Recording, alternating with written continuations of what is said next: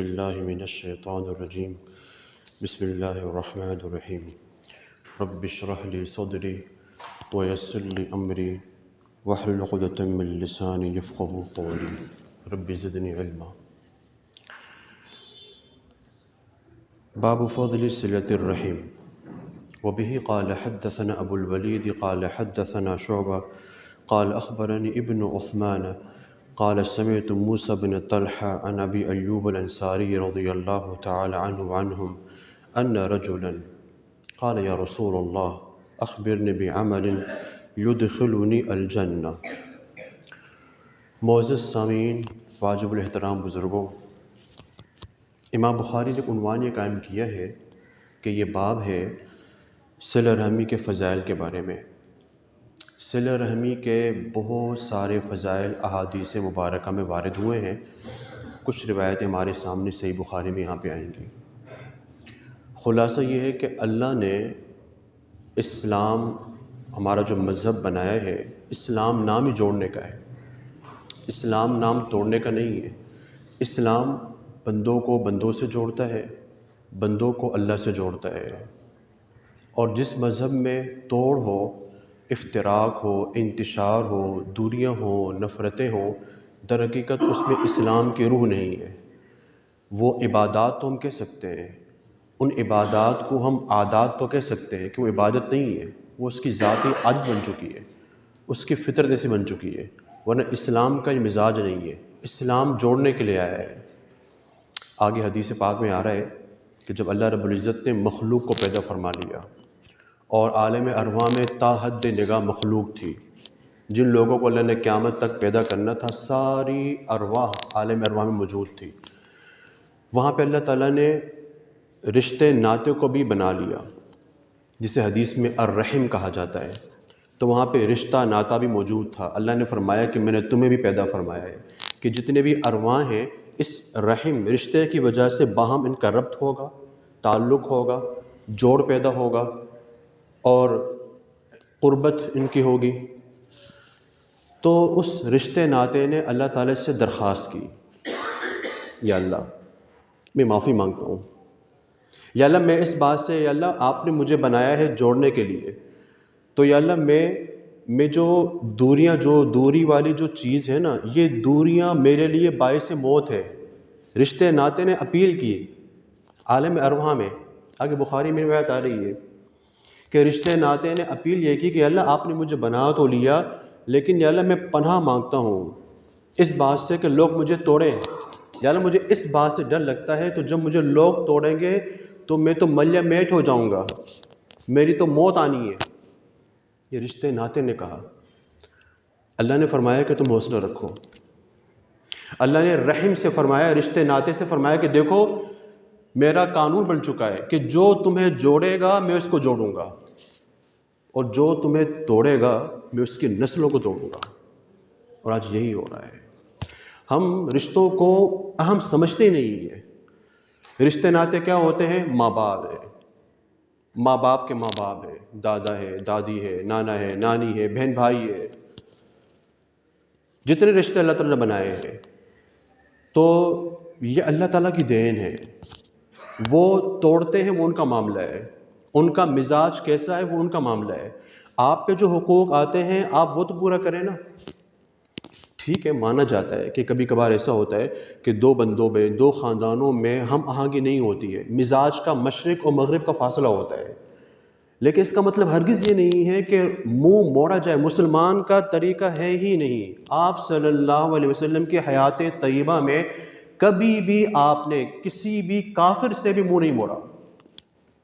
جن کفار مکہ نے آپ کو اذیتیں دیں، مکہ مکرمہ سے نکالا آپ کو، اور جب مکہ مکرمہ سے آپ جانے لگے تو وہ چیز بھی بڑی قابل غور ہے کہ آپ کتنے آبدیدہ ہو چکے تھے، بار بار مکہ مکرمہ کو دیکھ رہے ہیں اور آنکھوں سے آنکھیں اشکبار ہو رہی ہیں، آبدیدہ ہو رہے ہیں، دل ٹوٹ رہا ہے کہ میرا وطن اصلی تھا، یہاں میری پیدائش ہوئی تھی۔ ہر انسان کو اپنے وطن سے محبت ہوتی ہے، اور پھر وطن بھی مکہ مکرمہ، زاد اللہ شرف و کرامہ، جہاں برکتیں، رحمتیں، جہاں آپ کا قلبی لگاؤ تھا، صرف اسلام کی وجہ سے کہ اللہ آپ کا حکم ہے، یہ لوگ مجھے سمجھ نہیں پاتے، ان احمقوں میں اتنا سینس نہیں ہے کہ یہ سمجھ سکیں کہ کون ان کا خیر خواہ ہے، کون ان کا دشمن ہے. اور یہی کچھ جھلک آج ہمارے معاشرے میں بھی ہے کہ آپ اگر محبتیں بانٹتے ہیں تو لوگ آپ سے دور بھاگتے ہیں.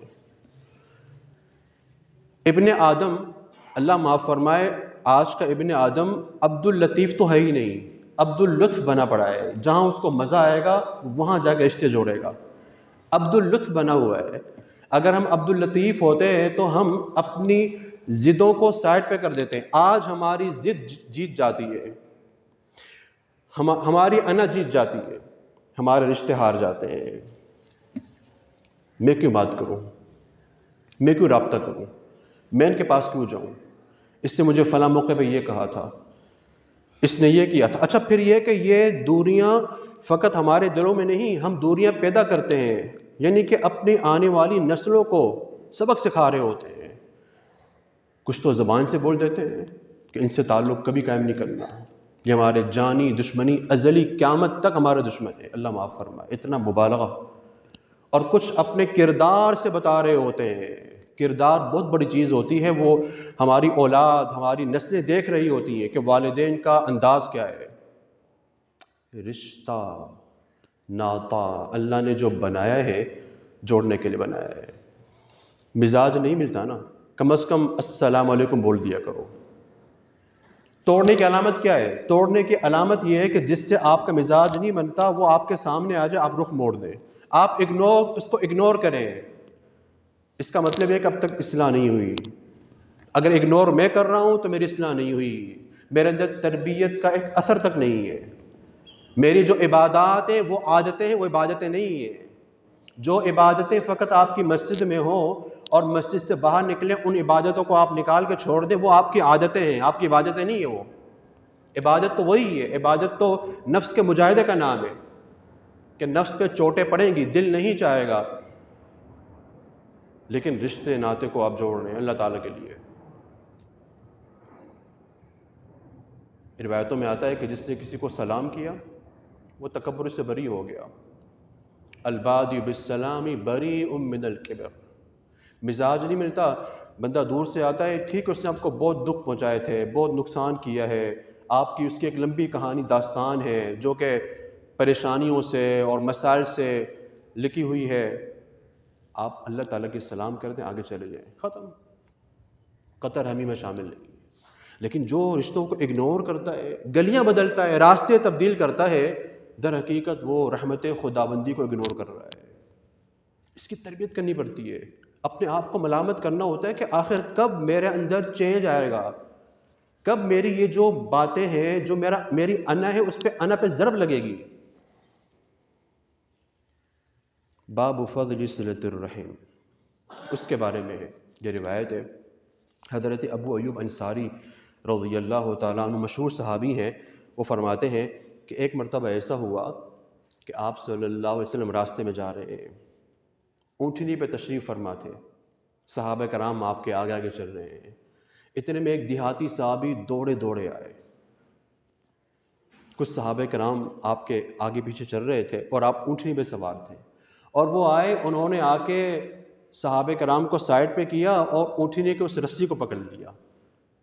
آپ آگے جا رہے ہیں اور آگے سامنے آ کے کھڑے ہو گئے، آ کے اونٹنی کی رسی کو پکڑ لیا. صحابہ نے کہا کہ ارے ارے اسے کیا ہو گیا ہے، روکو اس کو، کیا کر رہے ہیں. اللہ کے نبی نے فرمایا کہ رہنے دو، ان کی حاجت ہے، کوئی مسئلہ پوچھنا چاہ رہا ہوگا. آپ کھڑے ہو گئے، سواری کو روک دیا.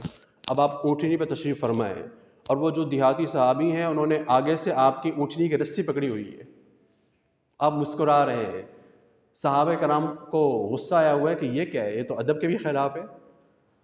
سامنے کے کھڑے ہو گئے، لیکن آپ صلی اللہ علیہ وسلم کو قربان چاہیے کہ آپ ناراض نہیں ہوتے تھے. آپ کی مبارک عادت ہی تھی، آپ ان چیزوں کو معاف کر دیا کرتے تھے. آپ نے کہا ٹھیک ہے رہنے دے. فرمایا کہ کیا مسئلہ ہے؟ کہنے لگے یا رسول اللہ میں نے آپ کو دیکھا آپ تشریف لے کے جا رہے ہیں تو ایک مسئلہ پوچھنا تھا. فرمایا کہ کیا؟ یا رسول اللہ بڑے مسائل چل رہے ہیں، آپ نے بہت سارے ایسے اعمال بتائے ہیں جو جنت میں داخل کے سبب بنتے ہیں، بہت سارے ایسے اعمال بتائے ہیں جس کی وجہ سے جہنم واجب ہو جاتی ہے. مختصر طریقے پہ، میں بھی جلدی میں ہوں، آپ بھی جلدی میں ہیں، مختصر بات فرمائیے کہ وہ کون سے اعمال ہیں جو مجھے جنت میں داخل کریں گے۔ ان رجلا قال یا رسول اللہ اخبرنی، یا رسول اللہ مجھے بتائیے، بعمل، ایسے عمل کے بارے میں، یدخلونی الجنہ، جو مجھے جنت میں داخل کریں۔ فقال، آپ نے فرمایا، تعبد اللہ ولا تشرک بہ شیئا۔ مختصر باتیں وہ چاہ رہے تھے، آپ نے ان کو مختصر جواب دیا، فرمایا کہ چند چیزیں ہیں، یہ پلے باندھ لو، کہیں اور نہیں جانا۔ یہ آپ کی زندگی کے معمولات ہیں۔ معمولات چاہتے ہو نا، تو معمولات فقط تسبیح گھمانے کا نام نہیں ہے، معمولات صرف وظائف کرنے کا نام نہیں ہے، معمولات تو اس کا نام ہے کہ یہ عبادات آپ کی طبیعت بن جائے، اسلام آپ کی فطرت بن جائے، مکروہات شرعیہ، مکروہات طبیعہ بن جائے، کہ جو کام شرعی حوالے سے غلط ہے وہ آپ سوچتے ہی نہیں ہیں۔ یہ تربیت ہے۔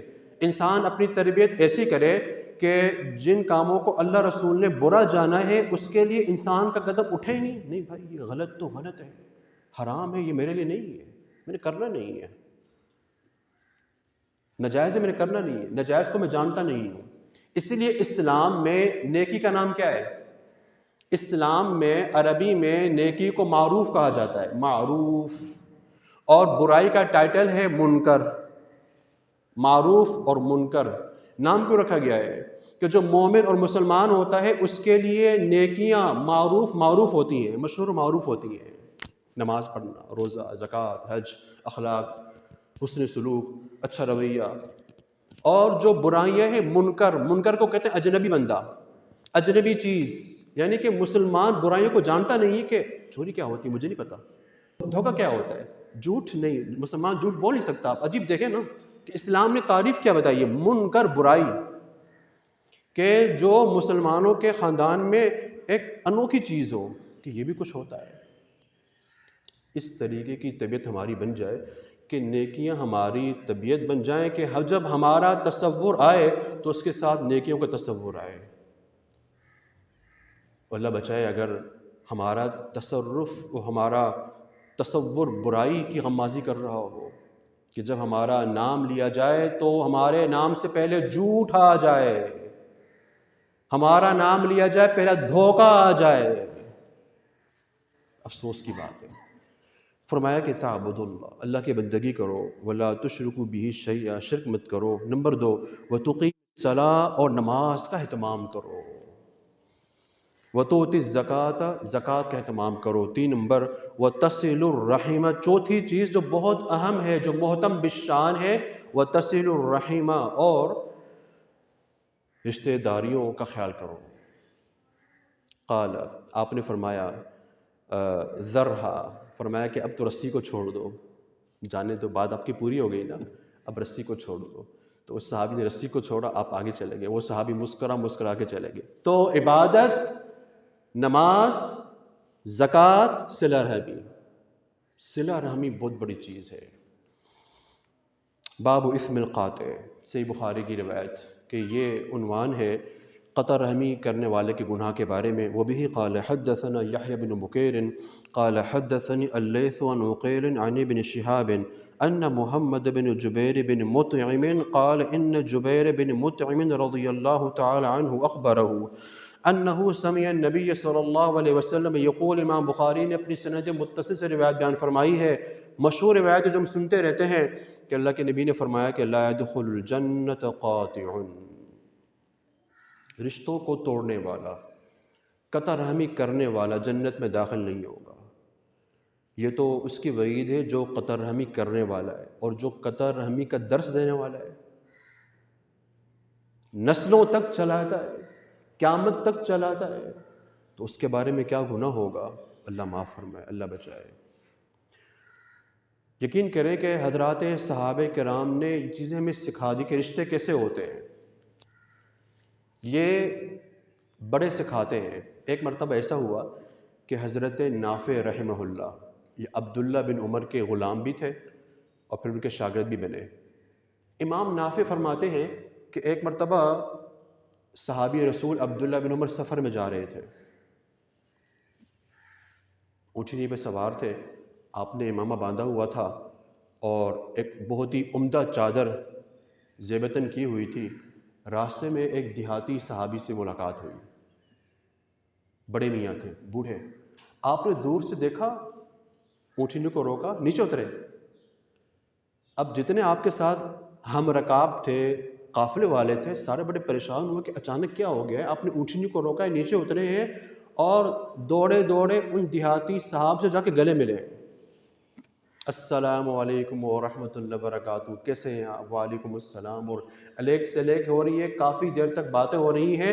چادر اتاری، اسپیشل جو چادر پہنی تھی وہ اتار کے ان کے حوالے کر دی، ان کو پہنائی، اور پھر واپس جانے لگے تو امامہ جو پہنا ہوا تھا وہ امامہ اتار کے ان کو پہنا دیا۔ سب لوگ دیکھ رہے ہیں ہو کیا رہا ہے۔ الادب المفرد کا واقعہ۔ حضرت نافع نے پوچھا، کہنے لگے حضرت یہ عجیب ماجرا ہو رہا ہے، اچانک اونٹنی سے آپ اترے، چادر بھی اس کے حوالے کر دی، امامہ اتار کے آپ نے ان کے حوالے کر دیا، حالانکہ آپ کو بھی ضرورت ہے۔ کہنے لگے پتہ یہ کون ہے؟ کہنے لگے آپ بتائیے کون ہے۔ اب اندازہ لگے تربیت ایسی ہوتی ہے۔ فرمایا کہ یہ میرے ابا جی حضرت عمر فاروق کے بہت گہرے دوست تھے، اور اس بندے کے ساتھ میرے ابا کی یادیں منسلک ہیں۔ تو ایک نے کہا کہ حضرت یہ تو آپ نے بہت کچھ کر دیا، یہ تو دیہات سے آئے ہوئے تھے، ایک چادر ہی کافی تھی، آپ نے ان کو اتنی عزت دے دی۔ فرمایا کہ ہاں یہ تو اس سے بھی بڑی عزت کے لائق ہے، یہ اس عزت کے لائق ہے جس عزت کے لائق عمر فاروق تھے۔ اور پھر آپ نے ایک حدیث بیان کی، یقین کریں تربیت کے لیے۔ فرمایا کہ سمعت النبی صلی اللہ علیہ وسلم الود یتوارث، الود یتوارث، کہ محبت جو ہے نا وہ بھی میراث میں ملتی ہے، محبت بھی میراث میں ملتی ہے۔ آج کل اولاد انتظار کر رہی ہے کہ ابا کا جانا ہو، میراث ہمارے پاس آئے، جائیداد ہمارے پاس آئے۔ رکیں، اس جائیداد سے پہلے جتنی دوستیاں، تعلقات، رشتے آپ کے ابا اماں کے تھے وہ بھی میراث میں آئیں گے، اس کی بھی باس پرس ہوگی۔ مال کا تو فکر ہے، اہتمام ہے، اس کا اہتمام ہے کہ ابا کے رشتے کن لوگوں کے ساتھ تھے، تعلقات کن لوگوں کے ساتھ تھے، احساس ہی نہیں ہے۔ ماں باپ کو کوئی نہیں پوچھتا آج کے اس معاشرے میں، سنگ دل معاشرے میں، مفاد مفاد، تو رشتے۔ اب اندازہ لگائیں تربیت جب اس پائے کی تربیت ہوگی کہ ماں باپ رشتہ داروں کے متعلقین کے بارے میں اتنا اہتمام ہے، الود یتوارث، کہ محبتیں بھی اسلام میں میراث میں منتقل ہو رہی ہوتی ہیں، اولاد اس کی بھی ذمہ دار ہے۔ جب تربیت اس لیول کی ہوگی تو ایسی اولاد ماں باپ کی نافرمانی کرے، امپوسیبل۔ مسئلہ ہمارے اندر ہے، تربیت کا ہم اہتمام کرتے ہیں اور نہ آگے پھیلاتے ہیں۔ پہلے ہم خود بن کے دکھائیں، جی معاشرہ ایسا ہے، معاشرے کو چھوڑیں۔ آج ہم جتنے بیٹھے ہوئے ہیں، میں بیٹھا ہوں، آپ بیٹھے، ہم میں سے جتنے افراد ہیں سب طے کر لیں کہ انشاءاللہ ہم اس طریقے سے چلیں گے، یہی تربیت میں بھی اپناؤں گا، آپ بھی اپنائیں گے، اسی سے ماحول میں تبدیلی آتی ہے۔ بس انسان ارادہ کرے، اللہ کی رحمتیں ہوتی ہیں۔ اللہ سے دعا ہے کہ اللہ تعالیٰ ہمیں اپنے مخلص بندوں میں بنائے اور ہمیں صلہ رحمی کرنے کا اہتمام عطا فرمائے، اور اسلام کا جو مین نظریہ ہے، وہ اسلام جو اللہ نے پیارے پیغمبر صلی اللہ علیہ وسلم کے قلب اطہر پہ نازل فرمایا تھا، اس اسلام کو ہمیں سکھا دے اور عمل کرنے کی توفیق عطا فرمائے۔ میں اسی پہ اکتفا کرتا ہوں۔ وآخر دعوانا ان الحمد للہ رب العالمین۔